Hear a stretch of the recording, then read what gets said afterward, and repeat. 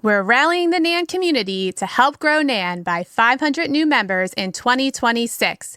Your referrals make the difference, so invite a colleague, share in your unit, and help us grow the profession's collective voice. When you refer new members, you'll also earn badges in My NAN and unlock exciting new referral rewards. So spread the word and help us grow.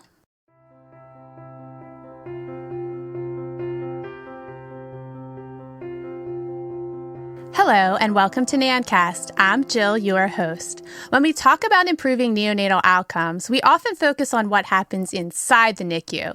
But what if some of the biggest threats to infant health are happening long before birth, shaped by climate change, environmental hazards, and the systems families live within? Today's episode highlights a new special issue from Advances in Neonatal Care, focused on climate change and environmental hazards affecting women, infants, and families. I'm joined by Dr. Desi Newberry, Section Editor for this special series in Advances in Neonatal Care, along with Jennifer Russell and Stephanie Lapsley, authors of two powerful articles that explore disaster preparedness, breastfeeding, and water insecurities as critical and often invisible neonatal health issues. Jennifer Russell is a registered nurse, IBCLC, and a PhD candidate whose research focuses on breastfeeding during climate-related disasters. Her pathway to doctoral study developed through extensive service in leadership and committee roles within maternal child health and emergency preparedness initiatives. Stephanie Lapsley is a NICU nurse and PhD candidate whose research focuses on the impacts of water insecurity and environmental injustice on maternal and neonatal health outcomes. Her extensive experience as a NICU nurse informs her research through a strong translational and practice-based lens. This clinical background allows her to bridge bedside realities with upstream environmental and policy drivers of neonatal morbidity. This is such an important and timely conversation, so let's get right into it. Thank you all for joining us today. Desi, from an editorial perspective, why is now the right time for neonatal clinicians to be engaging in issues with climate change and environmental hazards in the NICU population? Yeah, great question, Jill. Throughout my career, have looked at health equity issues in the NICU. One of the things that is concerning related to infant mortality rates is that it's really can be used to look at the overall health of a population. And although in the last couple of years, the infant mortality rates have been pretty stable in the United States, there are deep structural inequalities that persist. For example, Black infants die at more than double the rate of white infants. Indigenous populations and Alaskan Native populations also experience significantly higher infant mortality rates, as well as Hispanic or Latinx populations.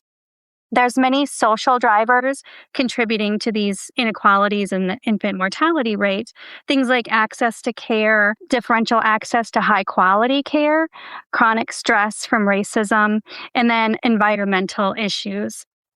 And the concept of polycrisis is this idea that there are multiple interconnected crises that affect society.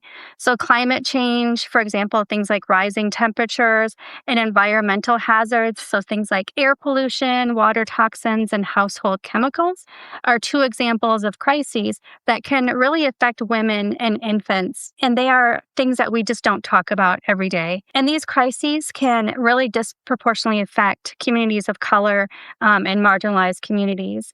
And so they can further worsen the inequities for women and infants of color. So at the Journal, we really wanted to bring attention to these issues for these reasons. And so for this special series on climate change and environmental hazards and how they affect infant and maternal health, we invited manuscripts that explore these impacts on women and infants, focusing really on practical nursing solutions to safeguard the health of future generations. I'm so glad that the Journal has chosen to bring this to light. Just like you said, this isn't something that's discussed in the NICU very much at all. So it's great that the Journal chose to highlight this. So let's dive into the first article. Jennifer, your work focuses on the gap between disaster preparation, planning, and the real needs of moms. And your focus was really on NICU moms and breastfeeding. Can you share what led you to this work? Sure. I actually was a PICU nurse for many, many years, and so I took care of many NICU babies. So I noticed during disasters that we were not prepared all the way to take care of our babies, whether that be flashlights or just helping moms. And I'm a nurse and lactation consultant, and so I often helped breastfeeding moms. And I noticed that they did not have the things that they need. And a lot of the things they needed were a breast pump, maybe a manual pump, supplies, and those may not be there in an evacuation or something brought. And breastfeeding moms may not know things like how to manually express and that type of thing. And so I was on committee after committee thinking, okay, I'm going to make this change, right? And I thought, you know what? I'll be on the policy and procedure committee. And I grabbed all of the lactation consultants system wide and we wrote the policy. But there were still just systemic problems. And a lot of it, I sat in meeting after meeting and they said, where's the research? There's no research on it. And I looked and there's no research, or the research is about in another country, but nothing in the United States. And specifically in the southern United States, there's even less research. And so after hearing many times, where's the research? I decided who would do it but us. And a few friends and I went back to grad school. Some went to their master's. A couple of us are getting our PhD. And that is because we saw these systemic problems and we wanted to put that research out there. And then that way, other NICU nurses, PICU nurses are able to use that and take those articles and say, here it is. And for me, I had so much experience with nursing, lactation, and I was even in disaster health services that it was very hard to separate what I knew from what the moms really need. And so I decided to do a qualitative study, and I wanted to get the mom's voice, and I wanted to hear what the moms had to say and step back from my role and listen from that. And so I'm doing what's called a reflexive thematic analysis. What that means is that I can actually, instead of saying, oh, I don't have knowledge, I can say, oh, I can use my knowledge to help interpret what the moms are saying. And so I feel like that was a really big strength. And some of the things I noticed that moms overwhelmingly, I thought they would say, oh, I needed a pump. I needed this. And so they did say, oh, I needed a pump. I needed nipple cream. But they overwhelmingly say, I needed help with mental health. I needed help with support. And some of the moms that I spoke with said that they actually were in a shelter with other breastfeeding moms and how important that is. And that's something that's not recognized in disaster plans, is the importance of giving a breastfeeding mom a safe space to be, the refrigerator to put their milk and things like that. And the NICU nurse, even as a PICU nurse, I was like, what can I do?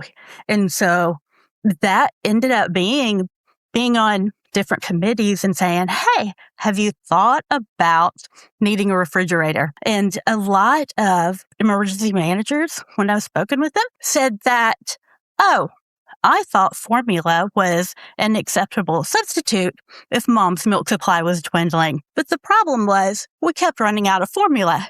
And so I said, why don't we help these breastfeeding moms breastfeed more and then have the formula available if they ask for it.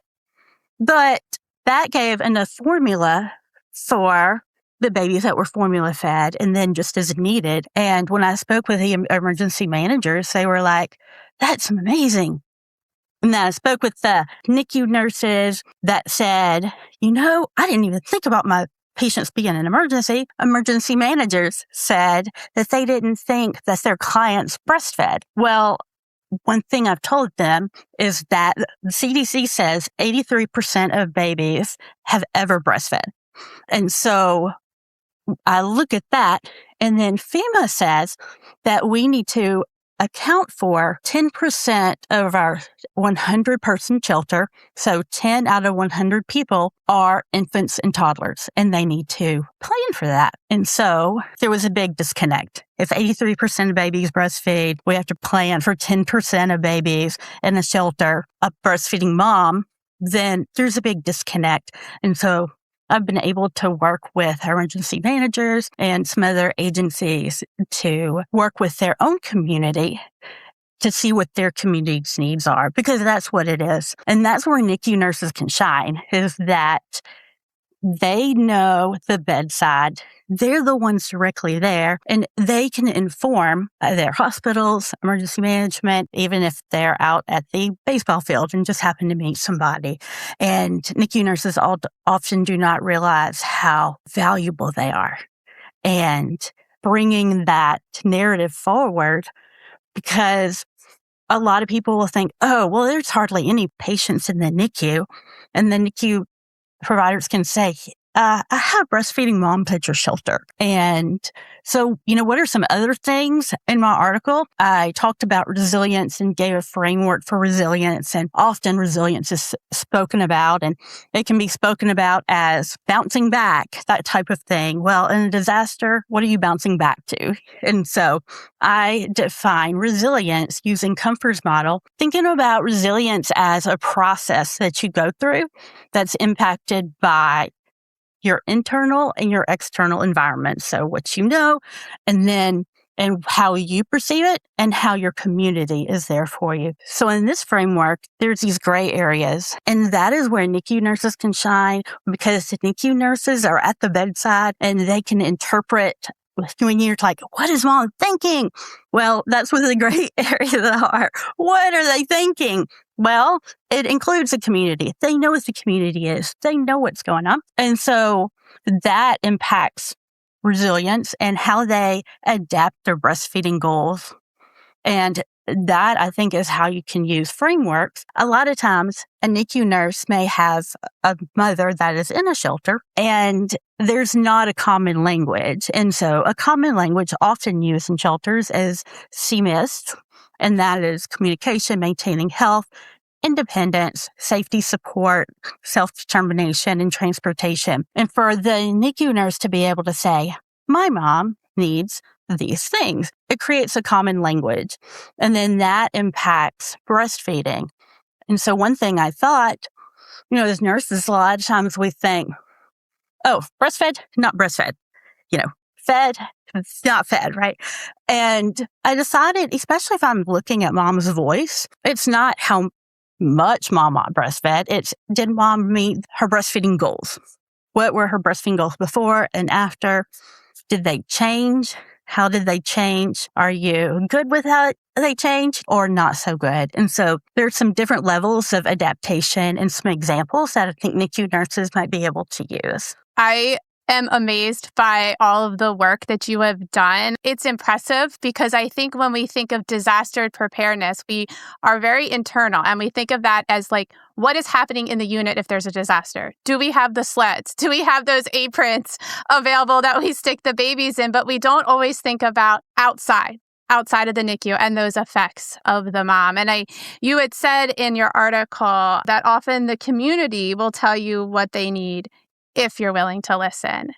And, this framework is so helpful for nurses to implement in their, daily bedside practice, a framework for resilience instead of just being, I think, a lot of times we're reactive to disasters, like we're not proactive. And this framework really allows the nurse to have those tools that they need to be proactive. Jennifer, I think you make such a great case for why nurses need to be a part of generating their own science.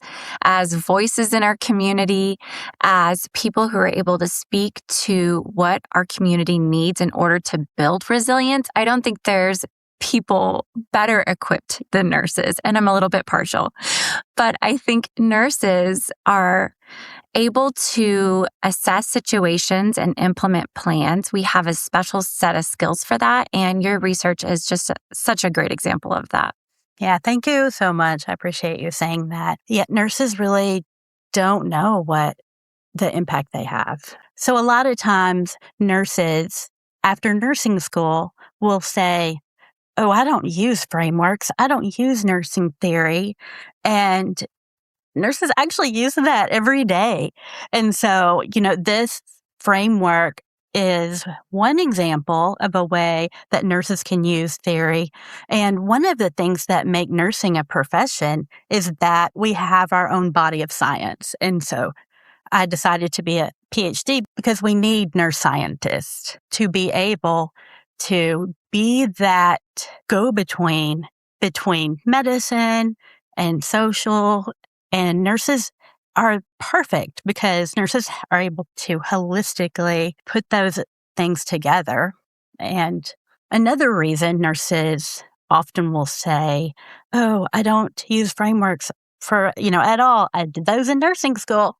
Well, let's think just about, if you can remember ADPI, your assessment, diagnosis, planning, intervention, evaluation, those care plans that took forever, you think. And I've heard nurses often say, how will I use this? Well, a lot of times we think we aren't using theory, that we think we're not using frameworks. And that is because it is so embedded and it goes from care plans to part of our being, to who we are as a nurse almost. And so often we don't think that we're using it, but we're using it so much more than we even know. Yeah, and the nurses are the direct line to the parents and to the family. And especially with your work, it's all about building resiliency.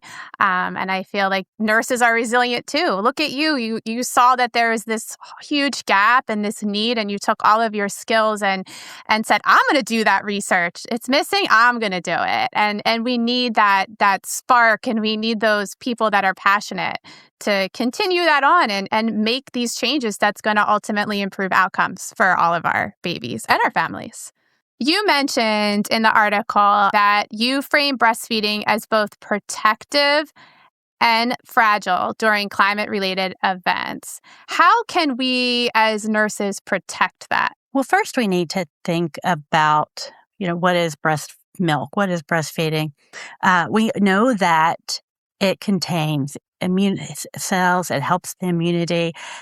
It has the right number of calories, nutrients. It's at the right temperature. It's clean. It doesn't require water. And so the breast milk itself is not fragile. So when we talk about fragility, we're not talking about weak milk. What's fragile is the system surrounding breastfeeding.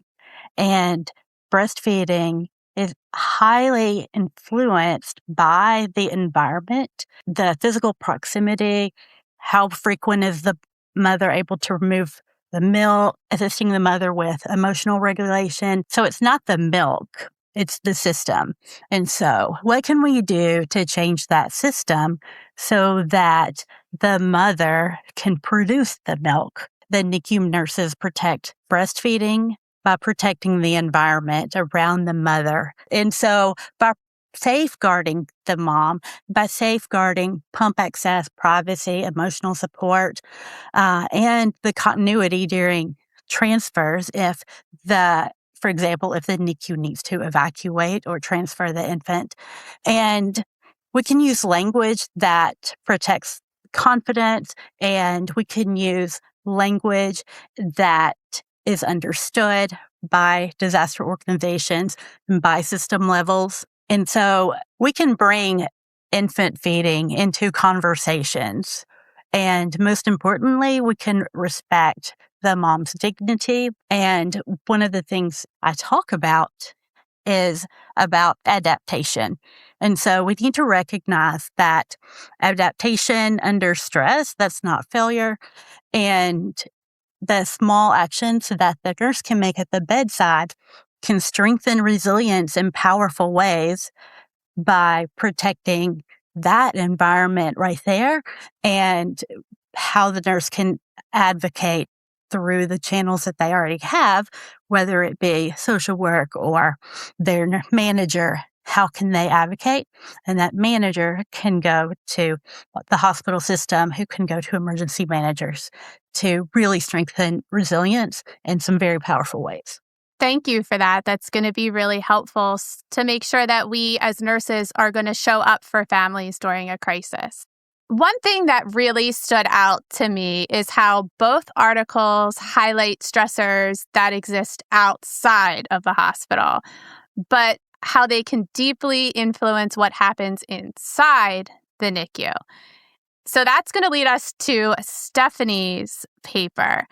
Stephanie, your article frames water insecurity as an existential threat to neonatal health. Why does this matter so urgently right now? First of all, thank you to Jill and Desi, Nan, and Advances in Neonatal Care for having me on today and for highlighting this issue of environmental impacts on neonatal health. This is something I'm really passionate about, and I went back to school, kind of like what Jen said, specifically to address this because I spent years in the NICU as a nurse at the bedside and saw firsthand the effects that the environment had on babies' health. And I really wanted to be a part of the science that sought to understand it better. I'm a nurse at a level 4 regional NICU in the Central Valley of California, and every day there we see the direct effects of environmental stressors, pesticides, poor air quality, extreme heat, and we also see the highest rates of preterm birth, low birth weight, and birth defects in all of California. In my research of all of these environmental stressors, though, I was immediately drawn to water, and I wanted to understand how something that so many of us take for granted could have such a big impact on neonatal health. So we know that climate change is not an abstract concept, right? Rising temperatures, droughts, extreme weather, flooding, and wildfires, all of these directly affect water's availability and its quality. And we know that water, both its quality and its quantity, also impact pregnancy, lactation, early infancies, all of these stages in life that are marked by a heightened physical vulnerability, and therefore they're impacted more severely by the environmental effects of climate change. So the concept in my paper of water insecurity, which is a term that our listeners may or may not already be familiar with, is not just no water. Water insecurity has already been defined in the literature as an inability to access clean, affordable, reliable water for drinking, cooking, sanitation, and hygiene. And I propose we add to this definition infant feeding. But water insecurity is a neonatal issue. It's linked to preterm birth, low birth weight, birth defects, and this is through multiple mechanisms. Pregnancy requires greater hydration, and water insecurity can obviously disrupt that need. We also know that high levels of contaminants in drinking water, like nitrates, arsenic, chromium, all of these increase the low birth weight, birth defects, and preterm birth that we can see in the NICU. Nitrates specifically have been linked in the literature extensively to neural tube defects. And so areas that have a large agricultural community tend to see more neural tube defects. But in addition to the risk of fetal exposures, there's also direct implications here for neonatal impact through nutrition. Breastfeeding. During lactation, water scarcity can decrease milk supply, and that alters consumption and interferes with breastfeeding practices. And also formula preparation. When families rely on water from their tap to prepare formula for infants, water insecurity can lead to both infant dehydration, infection risk, and then exposure to the dangerous contaminants that can affect their health both in the short and long term. If a family can't trust their tap water, every feeding decision becomes a risk calculation. And so this is why I chose to study water insecurity in the San Joaquin Valley of California. The San Joaquin Valley is one of the most agriculturally productive regions in the whole world. It's actually called the food basket of the world. And it's simultaneously home to the highest infant morbidity and mortality rates in all of California, a state that otherwise tends to have lower rates than the rest of the U.S. And in the San Joaquin Valley, because 60% of our land is dedicated to agricultural use, we see a high concentration of disadvantaged rural and ag communities. Environmental justice and health inequities are clearly seen when you visualize it through a lens of who gets clean water.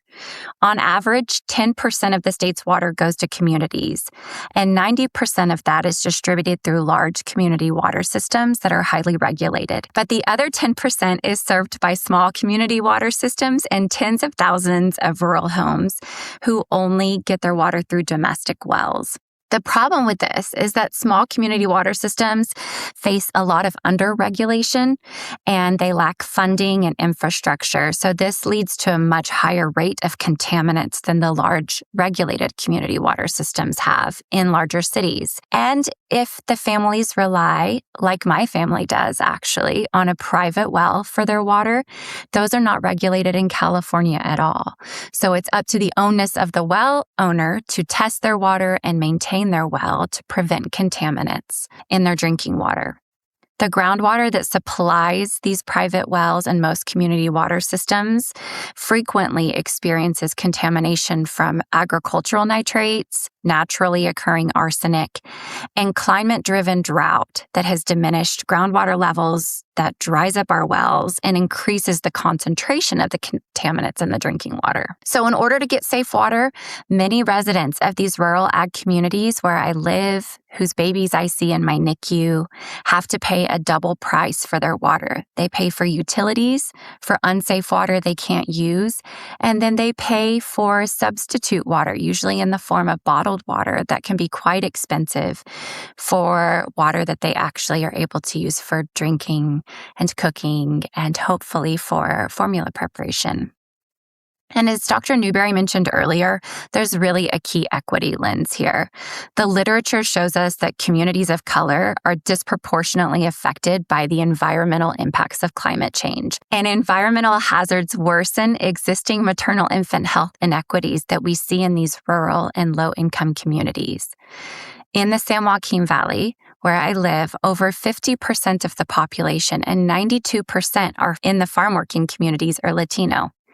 Immigrants make up approximately 22% of the San Joaquin Valley and account for 34% of the region's workforce. This isn't just a California problem. Across the U.S., Latinos have been shown to be disproportionately exposed to water insecurity, and water systems that are 25% or more Latino have twice the water contamination of the rest of the country. This is because of historical disinvestment, redlining, and exclusion from municipal infrastructures. And water security isn't about individual choices. It's about systems that determine which babies are born into risk. So that's why I published this paper with Advances in Neonatal Care, utilizing the Integrated Socio-Environmental Model, or ISEM. And that's so that as nurses, we can visualize a framework for how to understand and measure water insecurity, and most importantly, how to educate and relate that to our families. When you look at the ISEM model, you can see that water insecurity is not a single exposure. It's shaped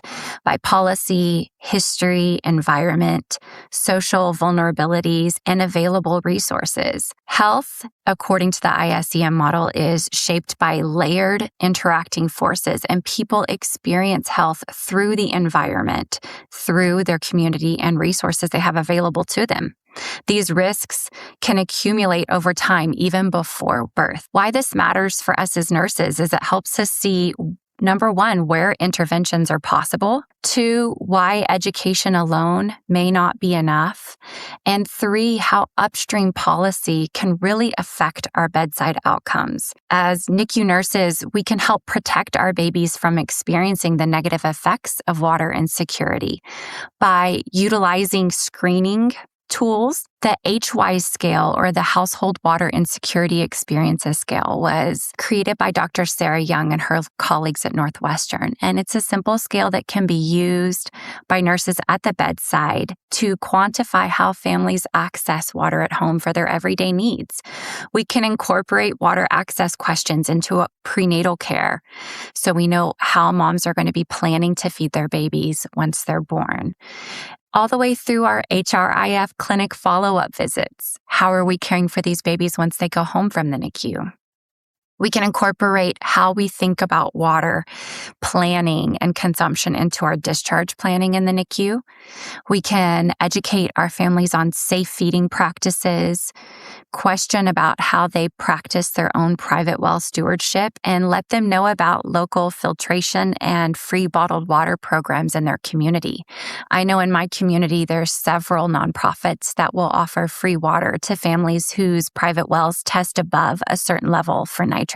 So knowing these resources and being able to offer it to our families is part of our job as a bedside nurse. Thank you for sharing your exceptional work. As Jennifer stated, it just starts with one nurse scientist to come up with something to solve an issue that they're experiencing on their unit. And we always like to highlight nurse scientists. It only starts with one person that can bring about profound change. You mentioned the integrated socio-environmental model, and we talked about frameworks with Jennifer.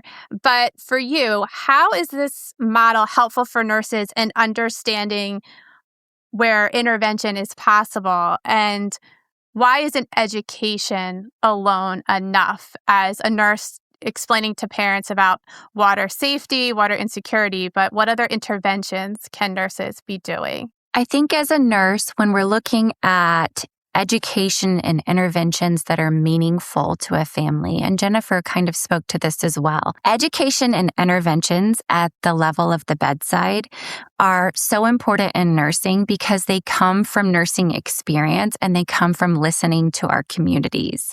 There's more, though, that you can do as a nurse.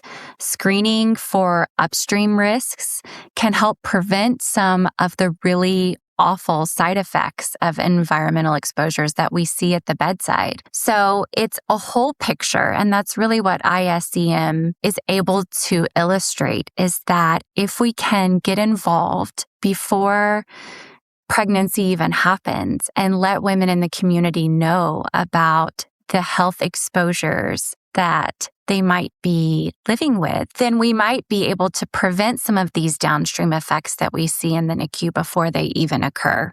This is kind of the advocating beyond the hospital walls.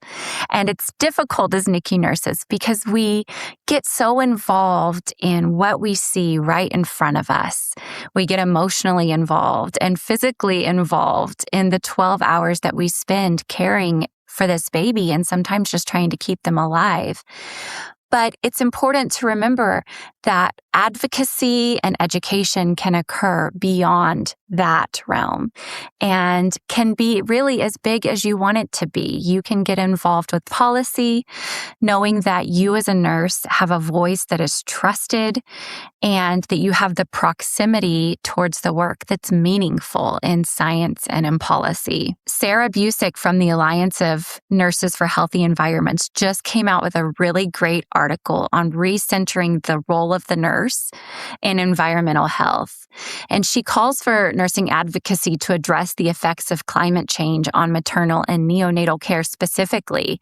She argues for stronger climate content in our nursing curriculum, support from professional organizations, and emphasizes that the nurse is the trusted expert who can affect change and advocate for moms and babies in ways that are and have always been unique to nursing. I'd love to bring the conversation back together for a moment. When you look across both of these articles, it really shows how these environmental factors challenge that idea that neonatal outcomes are driven solely by medical care and what's occurring in our little four walls of our NICU. How can nurses engage with these issues without feeling overwhelmed or powerless? Because some of these are system-wide issues, so it seems like a huge undertaking. But what kind of recommendations can you give to nurses, APRNs, or any clinician that's sharing our space in the NICU? I think you can just say, start at the bedside, start at what you know, and start at what you feel, and let the mom know. For my example with breastfeeding, when you're talking to a mom, you can let her know stress can affect your milk supply. And let's look at what we can stabilize. And let the mom that know that they're dealing with a lot right now and to take it one step at a time. And so let's bring that to a system level. And we know that breastfeeding is remarkably resilient. Breast milk is remarkably resilient. And so what can the NICU nurse do? The NICU nurse can advocate for the mom to have the supplies and advocate for the baby to continue to breastfeed and to receive breast milk. So how does that advocacy at the bedside translate? Is you go to the system level and you think, man, I wish that they did blank. I wish the system knew blank. I wish that this could happen or that could happen. And the NICU nurses should take the I wish up the chain, and that creates what we need to write in the policy. I also think as nurses, it's easy to feel overwhelmed with any sort of health crisis that you're facing. You could go back all the way since the beginning of nursing and through AIDS, all of the different health crises that we've faced through the generations as nursing. Environmental health is our health crisis right now. And like nurses since the beginning of time, I think in order to not feel so overwhelmed that you feel incapacitated and frozen in inaction, you have to find your piece of something that you can do. Find an area where you can enact change, where you can make a difference, even if it feels really small and insignificant to you. If you find an area where you feel you can make a difference, then it takes away the overwhelm from the big picture. And I would say, if I can add to that, Jill, as a nurse educator, I would be remiss if I did not say that we need to add this type of content and woven throughout all of our nursing classes, so that we nurses can start feeling empowered as students and then carry that on into their future practice.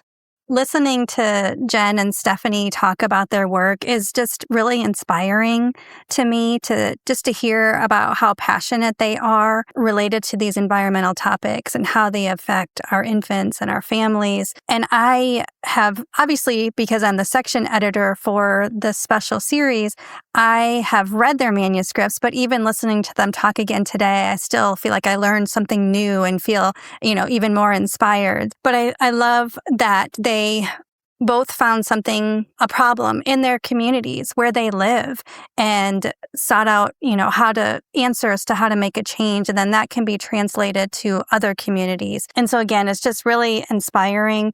Both of the articles that we're referring to are in the current edition of the journal. So they can be seen online with the print edition coming out soon in the February edition. So I definitely recommend checking those both out. They're such good examples of how we as nurses can, empower ourselves, our patients, and our families with knowledge and skills to address environmental hazards and disaster preparedness, and just looking at our nursing practice through nursing research, which they have both done, through nursing curriculum, and then also through policy work. Nurses really are ideal to be at the forefront of this movement.